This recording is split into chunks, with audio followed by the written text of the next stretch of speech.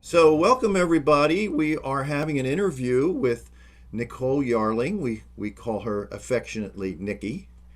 And it's very hard to describe her style because she seems so versatile at every style. So, I thought it was very important, particularly for Broward College, to see someone who is so accomplished that lives right in our neighborhood and has been part of the South Florida scene for so long, and to let her speak very freely about what it means to be a jazz musician, what it means to be a female jazz musician in our local environment. And also she's very, very involved with developing young jazz musicians. And so we'll ask her a lot of different questions. What's also interesting about Nicky Yarling is that she plays rock and pop and blues and gospel so well. And the thing is, she's just Nicky Yarling. That's the biggest compliment. When Nicky's on the gig, everyone is happy that she's there.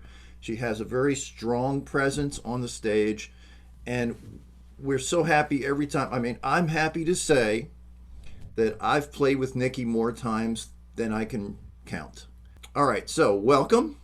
Thank you. And your check's in the mail for all of that.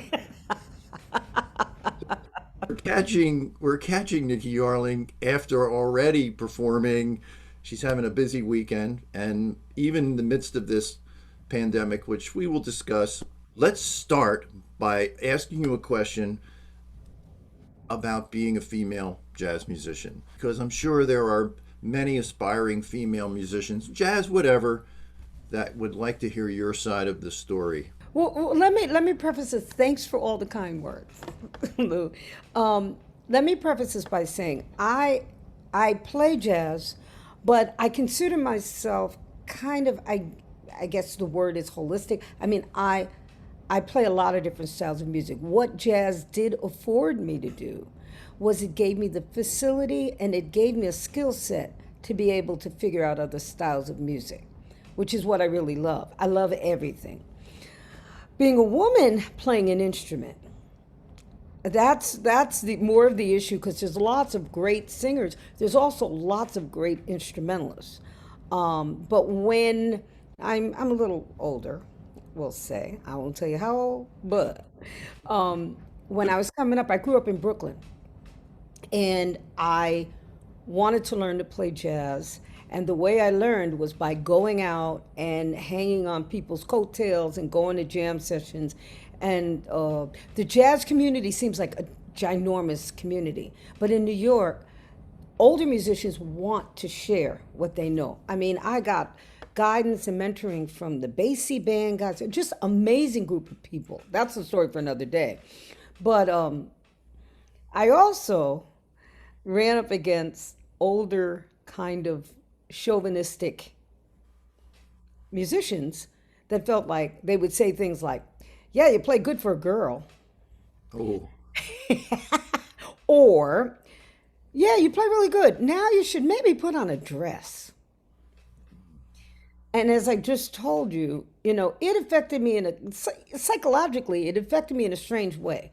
Um, I remember once a friend of mine made my face up and I was looking pretty, but I was on my way to a jam session and I took all the makeup off my face. And to me, that says a lot and it weighs a lot because I didn't even think about it at the time. I wasn't trying to be butch or manly. I'm a woman through and through. But I wanted to be a peer of these guys. And I didn't want them to think that because I was a young woman that I should be treated differently. So that's always been very important to me. And that's what I tell young musicians, men and women, especially women though. Learn enough about music. I don't care if you learn to read it, learn to write it, learn to play, but learn enough so that you can stand on equal footing with anybody that you play with. Because then you'll gain the respect. If you don't respect yourself, then no one else will respect you. So that I hope I answered the question. Okay, now let's talk about the violin in particular because your instrument, I mean, you're a singer as well, and I'm sure, like me, you get booked as a singer and a violinist, sometimes just as a violinist, sometimes just as a singer. So, how do they fit together and how do they work together? I mean, how is your singing and your violin playing connected? Well, it's funny because for me, now I trust me. You hear me say this. I am not equating myself to Chet Baker. But the mindset of the way I approach playing and singing is that along the lines of Chet Baker. And I didn't model myself after that. But what I realized about Chet Baker is his phrasing when he plays trumpet is almost identical to the way he sings. And I didn't set out intentionally to do that. I just realized that the music. All right, let me go back and say this because I said this to somebody else. I've said it to a lot of people, but I said this to somebody else the other day, a young musician I was working with. Um, if you have music inside of you, right, the instrument is a vehicle. And so, no matter what, if I was playing spoons, um, it's really about my expression being manifested on an instrument. It just happens to be the violin, Yes. right? So my mindset, the way I sing, the way I use vibrato, the way I phrase is exactly what goes on inside of my head. Um, and so that to me is a connection. So we can then say that, and I think Louis Armstrong is probably the first template of this. No matter what instrument you're playing, you definitely want to listen to singers. Yeah, yeah. Oh, here's a weird one for you. One of my favorite violinists ever in existence is a guy named Stuff Smith. And weird, oddly enough, Stuff Smith wanted to be Louis Armstrong on violin. So a lot of his phrasing and a lot of his thought process is like Louis Armstrong. He swung like a crazy man. That's one style of playing. But yeah, I really see the connection. If you think about somebody like Ella Fitzgerald, actually Dizzy encouraged her to scat sing. And she led Chick Webb's band for a short while.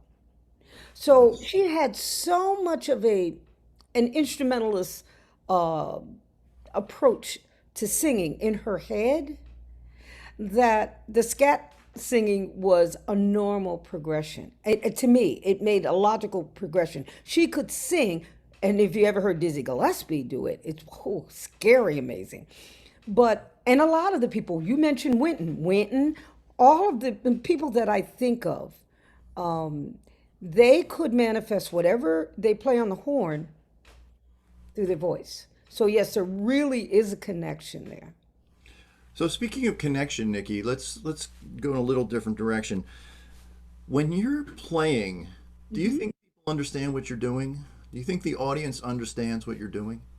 Okay, that was a good question. Because I tell students a lot of the time, they're concerned when they get up to sing or play or do whatever they do musically. They're concerned a lot of the time with what people are thinking. And the thing that I tell them is I wouldn't be concerned at all. The audience wants to be, in a lot of instances, wants to do what you do. And they may not have the courage, or they may not want to put in the time to learn the instrument or to sing. And to me, uh, the complexity of music sometimes goes over people's head. But the thing that people get, and I honestly believe this, is the story you're trying to tell and your sincerity. Those are the two things. It doesn't matter, you know, if they know, you're playing a so and so a flat seven, or I mean a flat five over. That doesn't matter. What I Because here's a case in point. When you hear somebody, especially with the blues, if you hear somebody sing and they sing a melisma or an inflection, or as my students call them, when they run, right? The audience could be sitting there, and all of a sudden you'll hear somebody go, yeah, or moan or groan, and they're reacting to what touches their gut. And I think that that's what's more important. Whether or not they understand technically or theoretically what you're playing or what you're saying, doesn't matter. As long as they get your story and they get your sincerity. And people do know, just like animals, when people are sincere and when they're pretentious or trying to put on airs or be something that they're not. They can tell the difference. Then you're really in this line between playing your instrument and entertaining. And how do you think that works when you're on stage? Most of the time, Think it's I'm 50? in my own, no, no, I'm in my own little, I'm in my zone. And I think that's the beauty of it. People read, people know if you're enjoying what you're doing, and they go on the trip with you. They enjoy it because you're enjoying it. And you may be having a terrible day, but if you're up there and you're playing and you're singing and you're into it, the audience reads that and they get it. And I think they like the feedback. I'm not the queen of entertainment. I don't do somersaults. I don't, I'm really about the music first. And my philosophy is I'm giving you a piece of who I am. And I really hope you enjoy it. And if you don't, I'm sure there's somebody that will. It's really about I do music because I love music, and it comes from my heart and it comes from my soul. And that's what I was saying by the story. This is me telling you my story. Whatever my story is today, whatever style of music, that's my story today. This next song is a song I wrote, and I'll say it was co-written by my brother, because he always said to me, "You just don't understand." And I didn't until recently. Here we go. My brother said, I said he told me, "You just don't understand until you walked a mile in my shoes, the shoes of a black man." He told me many times over and over, I just couldn't understand. I never walked that mile the way that he did in the shoes of a black man. Yes, we would argue for hours. I tried to make him see that it was all his crooked thinking and not reality. Now I'm the one that got it twisted, and now I understand. 'Cause every day I walk the shoes of a black man. Hey, the shoes of a black man. The shoes of a black man. The shoes of a black man. My brother was 6'2". He was an ex-boxer and ex-marine. And he always would say to me, "You don't understand. You're not a big black man." And I'd go back and forth with him because I knew he had a short fuse. So he and I would argue and go back and forth. And years and years later, I'm looking at our social environment, excuse me, our social culture now. And I started thinking about the fact that a lot of the people that are getting shot and killed are big black men. They're moving targets. And so I credited him with the song or part of the song because I now realize that it's not the song, you could change the lyrics to work for anyone who's a less than, who's an other, who's not considered an equal in this country. Um, we can all talk about their plight and we can all say, oh, we sympathize and empathize, but we haven't walked in their shoes. Speaking of styles, let's go into, do you play different styles differently? For me, I have to figure out mechanically what makes the music sound the way it does. Then I can go back. Is it, you think about phrasing, you think about chord structure, you think about, without getting really, really complicated, I would go back and listen to people and mimic what they did so that when I go and play in a certain style, I may still sound like me, but at least I'm in the ballpark of sounding authentic in the style.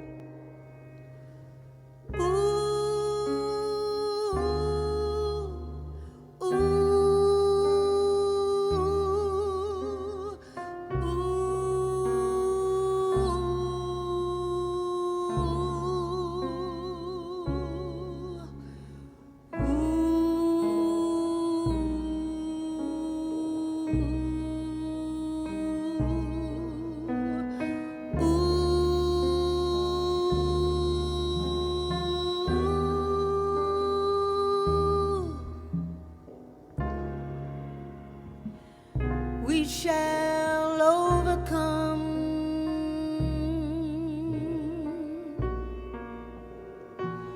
We shall overcome.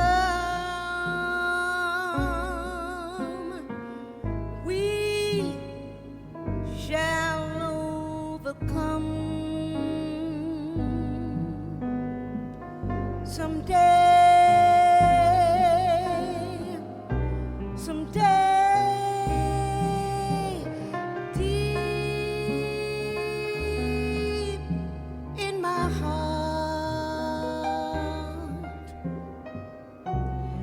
I do believe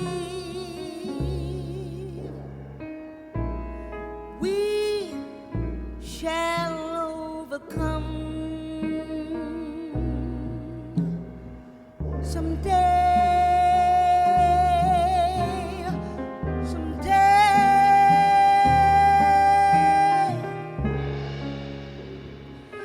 We'll walk hand in hand.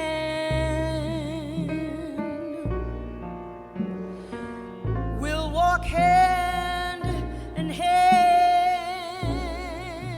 We'll walk hand in hand. One day, someday.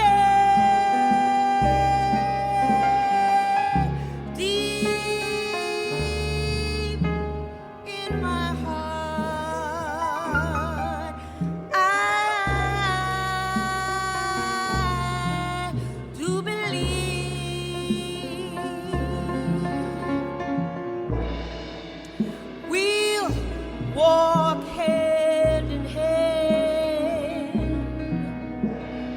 One day, someday, I am not afraid. I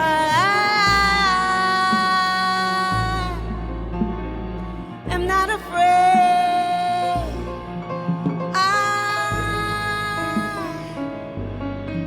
I'm not afraid. This day, today,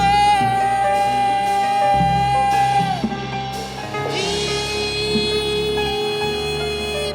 in my heart, I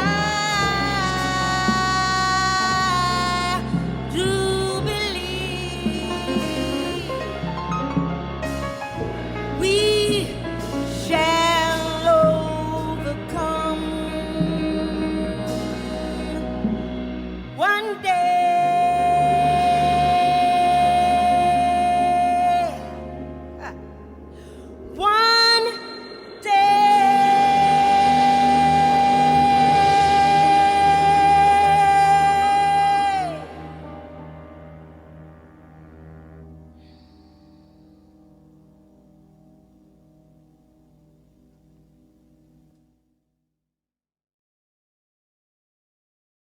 So let's then talk about the experience of playing gospel music.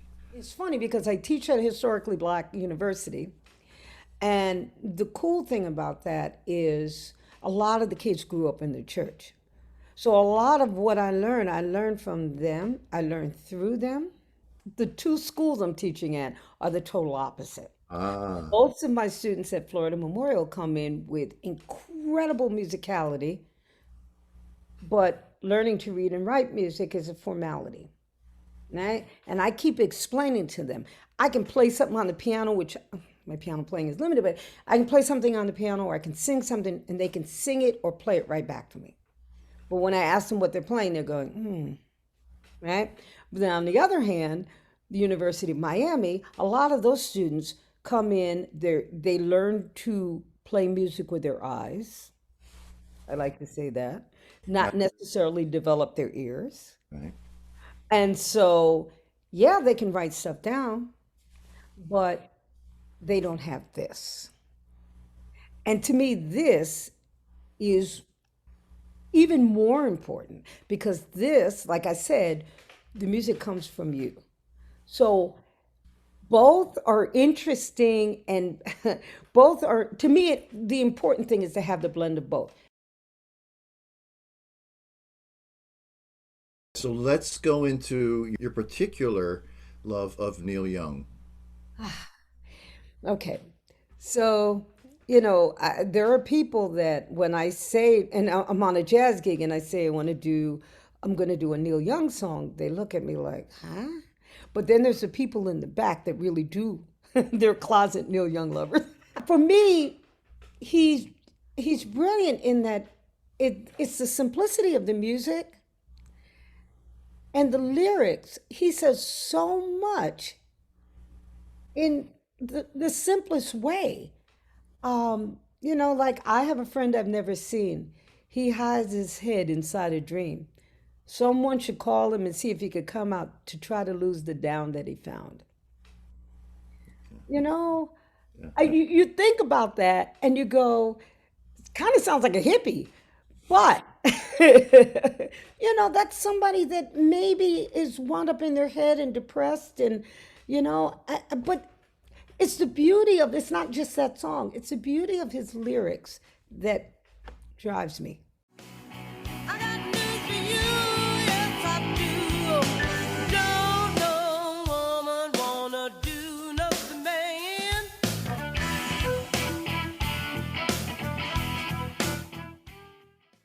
Let's talk a little bit about touring. Can you talk to students about should they go on the road? Should they desire? Is there something that they learn on the road that they wouldn't if they stayed home? Hopefully, we're going to see the end of this COVID epidemic, and you guys will have a chance to go back out and perform. Excuse me. I know now, things are different, and you can become famous, if you will, online, right? You can go viral, and Ellen will have you on her show. You can go viral, and Jimmy Fallon will help you get a record deal. All of that, I get that. But there is still the idea of going out and playing for a live audience and connecting with an audience that really, really works. And it's not old school, it really works. I've had the honor and pleasure of lugging my own stuff and traveling through Europe. We would get in a van and travel and play. And then I've also had the pleasure of getting on a Learjet and having somebody else flip my equipment. So I've run the gamut. And I enjoy, five-star hotels, and I also enjoy staying in a youth hostel. That's what we got when we were touring. The experience is like no other. I mean, really, really amazing to go out and be in a different city, and play for a live audience. Let me tell you, I forgot. I honestly forgot. I'm not rich, but I've seen the entire United States. I think there's a couple of states I haven't been to, I haven't been to Alaska. I didn't go to Alaska, but I did go to Hawaii. Um, as a result of music, just music. I've seen much of Europe. I mentioned earlier I went to India, Mm. which was scary. I haven't been to Africa. Um, I met on Malaysia, Indonesia, Thailand. I endless, and this is all because of music. I wouldn't have this kind of money to travel. So Right. yeah, I agree. It's like you meet all kinds of people. Your perspective on people will change. Trust me. Wow. I hear people say things about people that are not like them, and it breaks my heart. So let's wrap up here. I don't know what we want to say about your what you can offer to students. If anyone wants to contact you, if they're interested in pursuing musically, what should they do? Can they go to a website? Can they? My website is a wreck. I'm being very honest here. But I'm a very public person. I'm on Facebook and I post a lot of stuff on Facebook that I do. Um, I'm, an open book. And if someone comes to me and they need advice or they want ideas, I have a very busy brain and I don't mind sharing. I don't ever mind sharing, and I make time for people. So, you can reach me through Facebook. You can instant message me, or that's the easiest way. I don't want to give out my phone number, No, don't do that. No, but you can reach me. and you do have a group of people that you have jam sessions for young musicians. Yeah, I started this group. It was an outgrowth of the Jazz Encounters, which we're about 11 and a half years into doing. Thank you, WDNA, for that. Now we're doing it online. But one night, Ira Sullivan was playing, and there were a bunch of kids sitting in the audience, and they were chomping at the bit. They wanted to play. So I'm watching them, and I know what's going through their minds. I'm going to play it. So they get up because the idea of the Jazz Encounters was, or still is, an artist will play for an hour, and then that artist will mentor, host the jam session. So the jam session started, and the kids would spend 10 minutes. What do you want to play? What do you want to play? You know, they didn't know. So there was no real protocol. So I said to them, hey, look, if I start a workshop on Saturdays, will you come? And so everybody said yes. And of course, a lot of those kids are gone, but we're going on to our 8th year. And the things that I say that I offer are nuance and opportunity. We work on stuff that you don't necessarily work on in schools. No offense to any educators. You got a big group of kids and you have a responsibility to put a performance together. So you have to make sure that their embouchure is correct and the notes are somewhat in tune and I have the opportunity to work on putting them in front of a rhythm section and having them figure out how to make music and to arrange on the spot and not necessarily read music, but to use your ears to hear music, things like that. And then we have gigs and I pay them. They actually work Yeah. like working musicians. That's important to me. Even with that said, several of the kids are now either at Juilliard or Manhattan. They're young arts winners, they're downbeat winners. Now, did I do that? No. But what I did do was I gave them opportunity to grow long before they get to college, long before they get in these programs, the magnet. Some of the kids were not in magnet programs. So I feel proud in that respect that when I say we work on nuance and I give them opportunity, that's what I do. Thank you so much, Nicole Yarling. We hope you all spend some time going through some of the subtleties of what Nikki has mentioned here. And by the way, I will put up the names that she mentioned, and please do what she mentioned. Do some research. If she mentioned Chet Baker, find out who that is, but more importantly, make sure you listen to Chet Baker. Make sure you understand what she's talking about musically. Thank you so much. Thanks, Lou. I really enjoyed this. Sometimes in our lives, we all have pain and we all have sorrow. But if we are wise, we know that there's always tomorrow. Lean on me when you're not strong, and I'll be your friend. I'll help you carry on, though it won't be long till I'm gonna need somebody to lean on. Please swallow your pride if I have things that you need to borrow, for no one can feel those of your needs if you can't let it go. You just call on me, brother. You need a friend. We all need somebody to lean on. Just might have a problem that you'll understand. You all need somebody to lean on. Lean on me when you're not strong, and I'll be a friend, yeah. I'll help you carry on, though it won't be long till I'm gonna need somebody to lean on.